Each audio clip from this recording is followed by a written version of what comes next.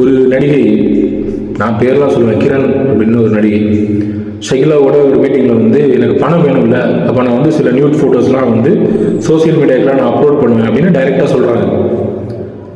It's a prostitution, call prostitution. அவங்க வீடியோஸும் வந்தது, நிறைய பேர் பார்த்துருப்பீங்கன்னு நினைக்கிறேன், கேள்விப்பட்டிருக்கேன்.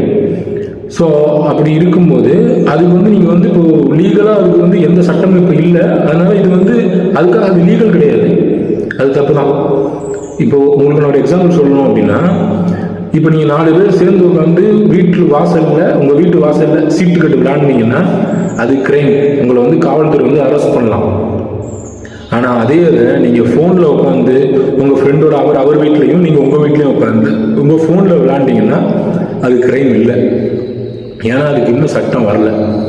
ஸோ இந்த சட்டத்தில் இருக்க ஓட்டைகளை தான் இப்போ இங்கே இருக்க பெரிய பெரிய கார்ப்பரேட் நிறுவனங்கள் தனக்கு சாதகமாக